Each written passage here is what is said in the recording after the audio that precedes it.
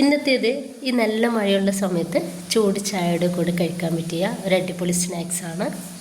പുറം ഭാഗം നല്ല ക്രിസ്പിയും ഉൾഭാഗം സോഫ്റ്റും ആയിട്ടുള്ള ഈ ഒരു സ്നാക്സ് ഉണ്ടാക്കിയെടുക്കാൻ വേണ്ടിയിട്ട് വളരെ സിമ്പിളാണ്. അപ്പോൾ ഇത് ഉണ്ടാക്കുന്നത് എങ്ങനെയെന്ന് കണ്ടു നോക്കാം. നമുക്ക് വീട്ടിലേക്ക് പോവാം. കണ്ടുകൊണ്ടിരിക്കുമ്പോൾ നിങ്ങൾക്ക് ഇഷ്ടമാവുകയാണെങ്കിൽ നിങ്ങളുടെ എല്ലാ സപ്പോർട്ടും ഉണ്ടാവുക.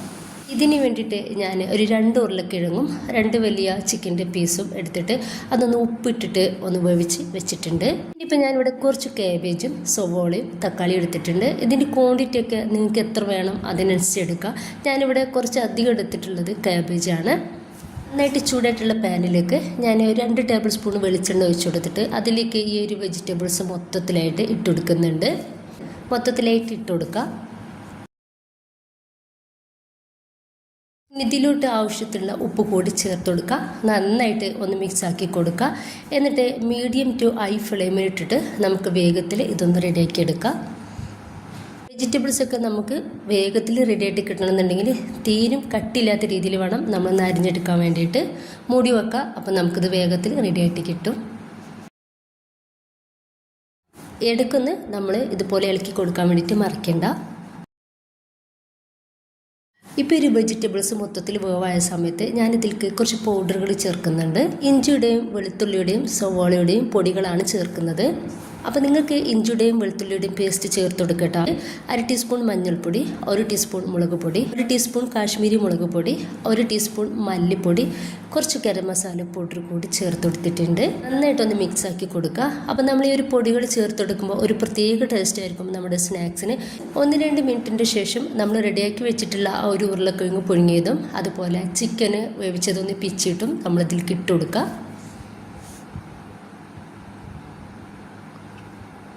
പിന്നെ കുറച്ച് മല്ലിയുടെ ഇല ചെറുതാക്കിയിട്ട് കട്ടാക്കിയത് അതോടെ ഇതിലേക്ക് ചേർത്തിട്ടുണ്ട്. ഇനിയിപ്പോൾ നന്നായിട്ട് നമുക്ക് ഇതൊന്ന് മിക്സ് ആക്കി കൊടുക്കാം. ഫസ്റ്റ് ഞാൻ ഇതിലോട്ട് ഒരു 3 ടേബിൾ സ്പൂണ് അരിപ്പൊടിയാണ് ചേർത്ത് കൊടുക്കുന്നത്. നല്ലൊരു ക്രിസ്പിനെസ് ഉണ്ടാവും നമ്മുടെ ഒരു സ്നാക്സ് കഴിക്കുന്ന സമയത്ത്. അതിന് വേണ്ടിയിട്ടാണ് ഈ ഒരു അരിപ്പൊടി ചേർത്ത് കൊടുത്തിട്ടുള്ളത്. നന്നായിട്ടൊന്ന് മിക്സ് ആക്കി കൊടുക്കുക. ഇപ്പോൾ ഇതാ നമ്മുടെ ഫില്ലിംഗ് ഒന്ന് റെഡി ആയിട്ടുണ്ട്. ഇനിയിപ്പോൾ ഞാനിതാ കുറച്ച് ബ്രെഡ് ഒന്ന് പൊടിച്ചെടുത്തിട്ടുണ്ട്. ഇനിയിപ്പോൾ ഒരു 1/4 കപ്പ് മൈദ ഒരു 3/4 കപ്പ് വെള്ളത്തിൽ ലോസാക്കിയിട്ട് ഒന്ന് കലക്കിയെടുത്തിട്ടുണ്ട്. നമ്മുടെ കൈ ഒന്ന് നനച്ചു കൊടുത്തിട്ട് നമ്മുടെ ഒരു ഫില്ലിങ്ങിൽ നിന്നും കുറച്ചധികം വലിപ്പത്തിലുള്ള ബോൾസുകളാക്കി എടുക്കുക.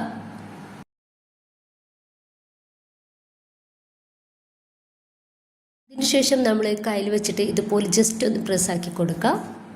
അത്യാവശ്യം കട്ടിയുള്ള ഈ ഒരു രീതിയിൽ വേണം നമുക്കിത് റെഡിയാക്കി എടുക്കാൻ വേണ്ടിയിട്ട്. അപ്പോൾ നമ്മൾ ഈ ഒരു മൈദയിലൊന്ന് ഡിപ്പ് ചെയ്യുക. ശേഷം നമ്മൾ ബ്രെഡ് പൊടിയിൽ കൂടി ഒന്ന് ഡിപ്പ് ചെയ്തെടുക്കുക. ഇതൊരു സ്പെഷ്യൽ സ്നാക്സ് ആണ് കേട്ടോ. നമ്മുടെ ഡോണട്ട് ഉണ്ടല്ലോ, ഡോണട്ടിൻ്റെ ആ ഒരു രീതിയിലാണ് നമ്മളിത് റെഡിയാക്കി എടുക്കുന്നത്. മൈദയുടെ വെള്ളത്തിലോ അതല്ലെങ്കിൽ സാധാ വെള്ളത്തിലോ കൈയൊന്നാക്കി കൊടുക്കുക. എന്നിട്ട് സെൻട്രലായിട്ട് ഇതുപോലെ ഓൾസ് ഇട്ട് കൊടുക്കുക. ഇതേ ഉള്ളൂ കേട്ടോ. ഇനി ബാക്കി കൂടി നമുക്കിതുപോലെ ചെയ്തെടുക്കാം. മുഴുവനായിട്ട് റെഡിയാക്കി എടുത്തിട്ടുണ്ട്. ഇനിയിപ്പോൾ നമുക്കിതൊന്ന് ഫ്രൈ ആക്കി എടുക്കാം. നന്നായിട്ട് ചൂടായിട്ടുള്ള പാനിലേക്ക് ഞാൻ വെളിച്ചെണ്ണ ഒഴിച്ചു കൊടുക്കുന്നുണ്ട്. വെളിച്ചെണ്ണയിലാണ് ഞാനിതൊന്ന് ഫ്രൈ ആക്കി എടുക്കുന്നത്.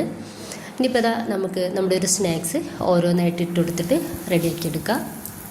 മീഡിയം ടു ഹൈ ഫ്ലെയിമിലേക്ക് ആക്കി കൊടുക്കുക കേട്ടോ. നമുക്കിതൊന്ന് ജസ്റ്റ് ഒന്ന് ഫ്രൈ ആയിട്ട് കിട്ടാൻ വേണ്ടിയിട്ട് മാത്രമേ ഉള്ളൂ.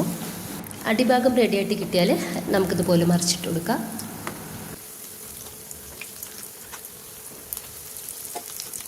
അപ്പോൾ ഇതൊന്ന് റെഡി ആയിട്ടുണ്ട്.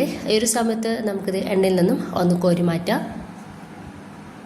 അപ്പോൾ ഞാൻ എല്ലാ സ്നാക്സും ഇതുപോലെ ഒന്ന് റെഡിയാക്കി എടുത്തിട്ടുണ്ട്.